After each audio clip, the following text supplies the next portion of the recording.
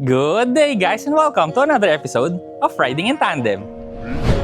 RIT, Riding in Tandem, RIT. With me, RM, at sa episode na to, ipipms natin ang ating Jetour T2 Lightning IDM. Ano, ready na ba kayo? Tara na!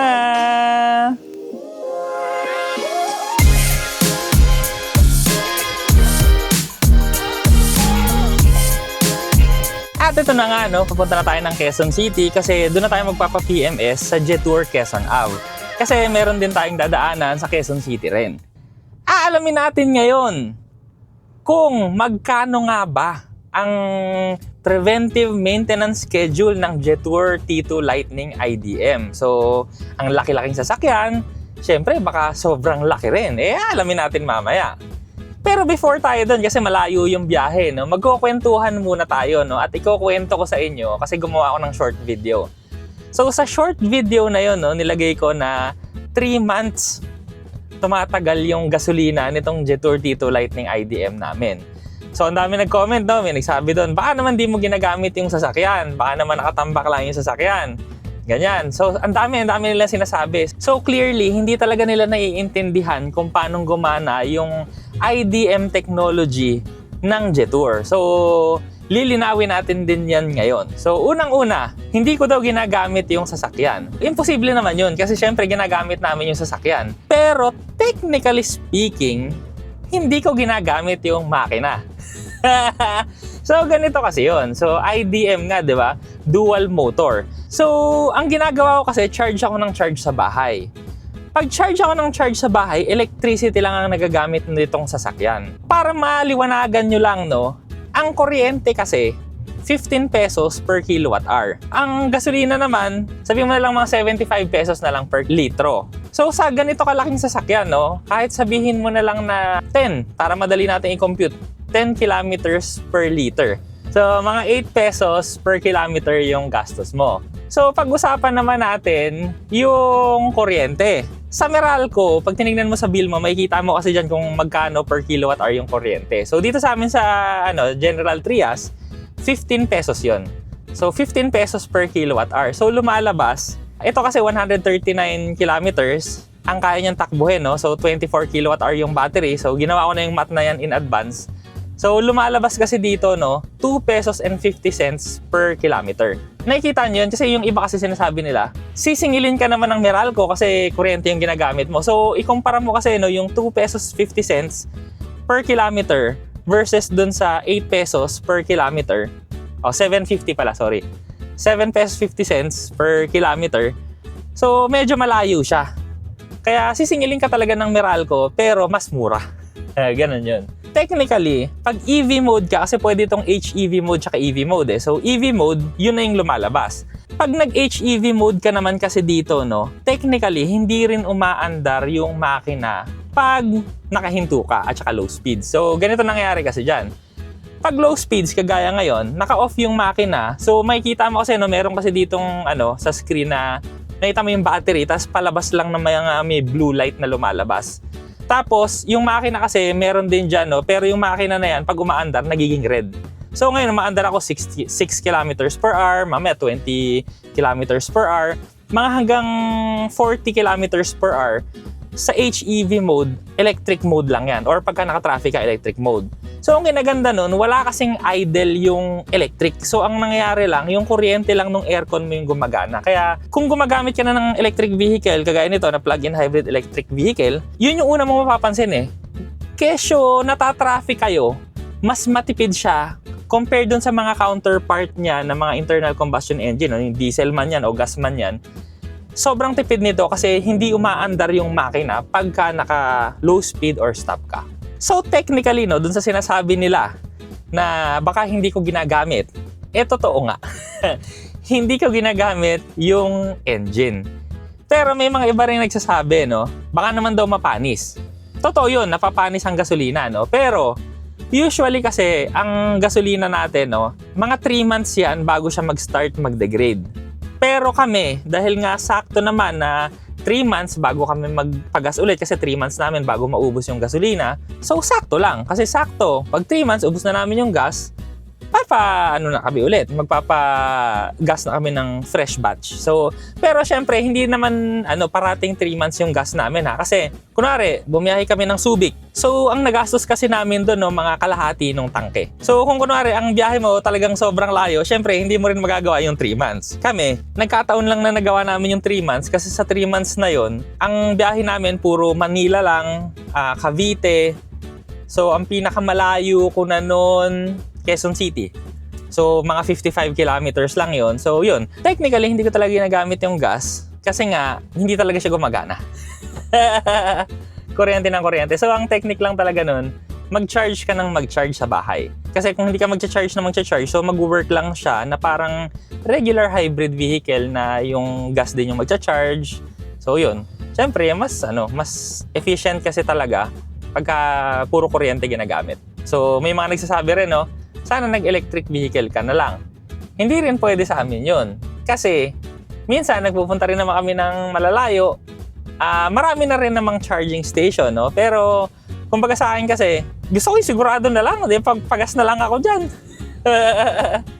Tsaka isa pa, pag kunwari, nakalimutan ko na mag-charge, at least, pwede ko magpagas, di ba? So, kaya gusto ko yung ganito na IDM. So, isa pa pala, no? May nagsabi rin kasi doon, no?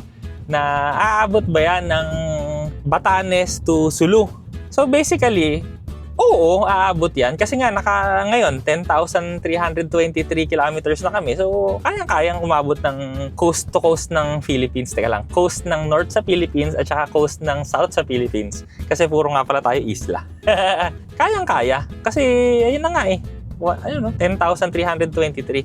Update ko na rin kayo dun sa upgrade namin dito sa sasakyan, no? So, nagkabit na rin tayo, nag-upgrade tayo ng goma para mas pogi yung itsura ng sasakyan. So, nagpalagay tayo ng Grand Trek RT01.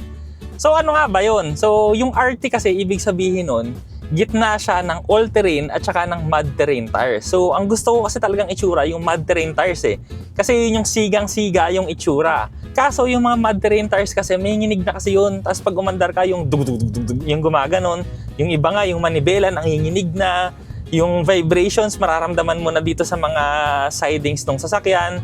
So, ayoko ng mud terrain kasi hindi ko magagamit. Gusto ko yung all-terrain tire, pero gusto ko kasi yung mas malalaki yung ngipin niya.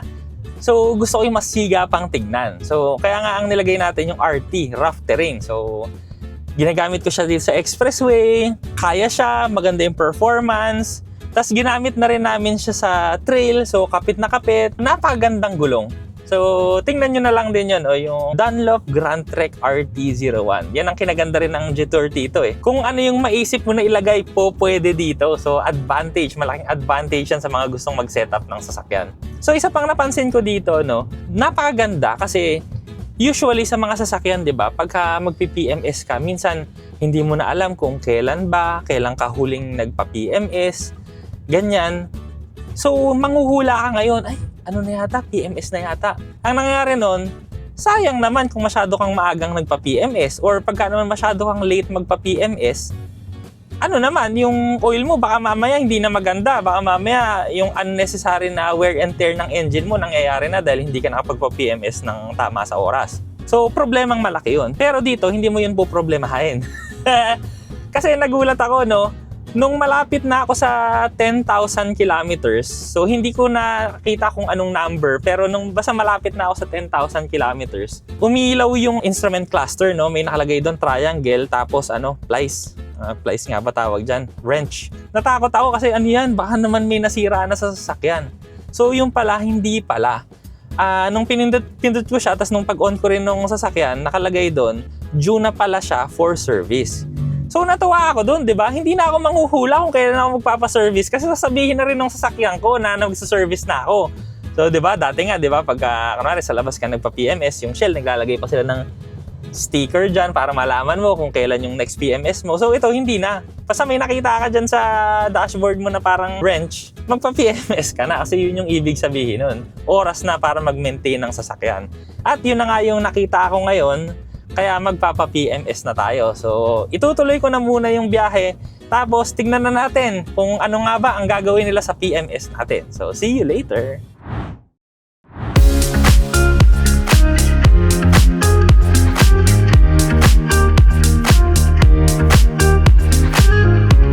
ito na, no, nagawa na yung service natin dito sa Jetour Quezon Avenue. So maraming salamat, no, dahil napakadali nilang kausap, napakaganda dito. At ayun sa likod, ginagawa yung mga sasakyan natin. So, magkano? Yun naman yung unang tanong nyo. Pero hindi muna tayo doon. Check muna natin kung ano yung ginawa. So, ang dami kasi nilang ginawa, no? So, 10,000 kilometer yung check-up. Nag-battery analyzer sila. So, dalawa battery kasi ng Tito eh. So, meron siyang accessory battery. Tapos, meron din siya yung battery na pang IDM system. So, chinek naman yun pareho. Nag-diagnostic tester sila dun sa, yung OBD niya. Nag-engine wash din sila, car wash. Actually, ayun. Hindi, malinis na pala. Ito na pala, malinis na pala. Nandito sa baba ako na pala yung sasakyan. Tapos, nagpalit din sila ng cabin filter. Pati yung mga fluids, nagdagdag sila. So, yung coolant, yung change oil, yung mga brakes, chinek din nila. At saka sobrang dami nilang chinek, no? Oil filter, pinalitan din. So, para makita nyo lang yung dami nung ginawa nila dito na kaya pala nilang gawin ng 90 minutes. Kasi yung PMS nila dito, no, fast yung service nila. So, 90 minutes tapos na yung buong PMS. So, ito. So, hindi ko na babasahin lahat kasi sobrang dami. Pag binasa ko kasi lahat, no, baka mamaya mainip kayo. Anyway, so i-shortcut ko na lang siya, no, yung labas ng sasakyan, yung loob ng sasakyan, yung engine bay, pati yung mga pintuan, mga ilaw, pati yung mga salamin, chine-check nila, sun visor, glove compartment, lahat sobrang daming check. So, sulit na sulit yung bayad ko dito sa PMS nila. Tapos hindi lang yun. So, ito pa, may another inspection items pa silang napakahaba. Pero hindi ko na rin yan iisa-isahin kasi sobrang dami. Pero nakalagay din dito yung tire pressure, pati yung gulong mo, chine-check, brake pads, lining. Sobrang dami. Sobrang dami. Tapos hindi lang yan, meron pa isa pa.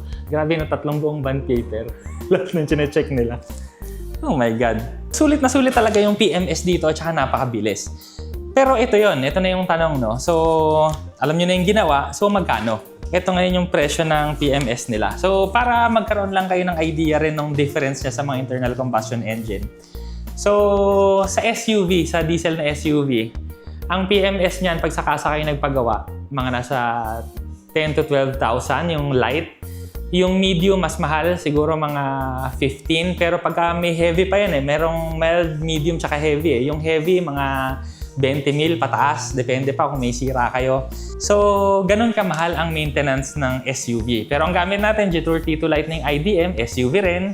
Hybrid, meron tayong gas, merong electric na components. Ito ang presyo ng PMS.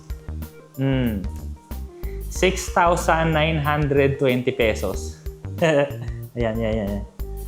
Yung IDM, hindi lang sa makakatipid ka sa gasolina mo kasi nga may kuryente, makakatipid ka rin sa maintenance mo kasi wala ka nang langis. So, chine-check lang yung mga battery. So, ang maganda pa nito, yung sinabi ko nga pala kanina kasi, diba, dalawa yung battery. So, yung isang battery ko, okay naman siya. 100% yung naman niya. So, okay pa naman yan. Battery test report. Ito. Tapos yung isa pa, yung battery natin na sa IDM niya, no, yung lithium iron phosphate na battery niya, 10,000 kilometers yung tinakbo ko, ang battery health niya 100%.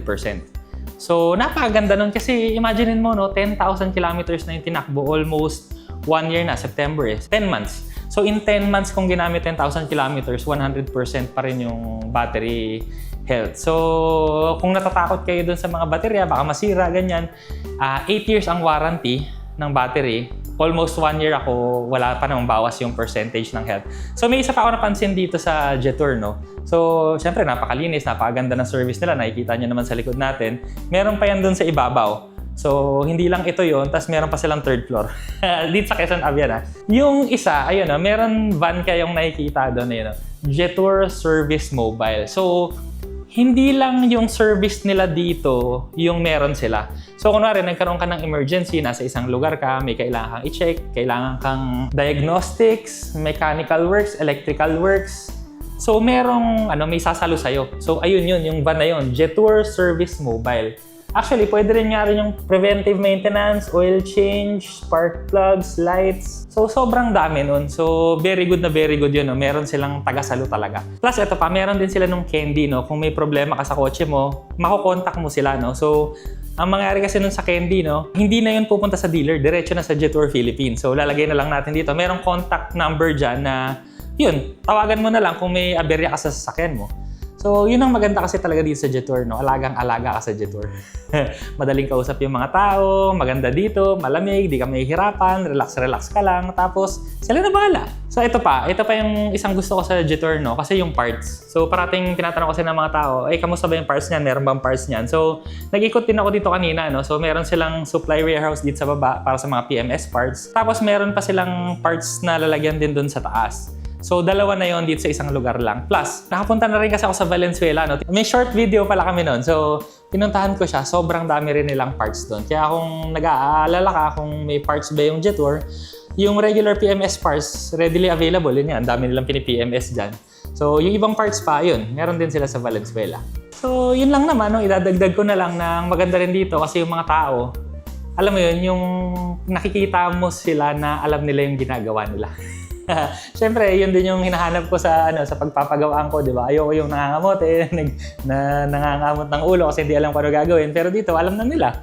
So, yun, very good. So far yung experience ko dito sa Jetour, napakaganda. Kung sa inyo, test drive na rin kayo ng mga Jetour, baka may magustuhan kayo at yung service nila, napakaganda. Maraming salamat sa panonood. Sana nag-enjoy kayo sa video na to. Abangan nyo na lang, no, after 1 year kung kamusta na yung sasakyan. Pero alam nyo naman, so far, wala naman akong problema. Maraming salamat ulit sa panonood. Sana nag-enjoy kayo sa video na to. Next video na! Ganda, tinan mo. Service, RIT, riding in tandem. RIT, riding in tandem. RIT, riding in tandem. Siksik na impormasyon mula kay RM at Elaine. RIT, riding in tandem. RIT, riding in tandem.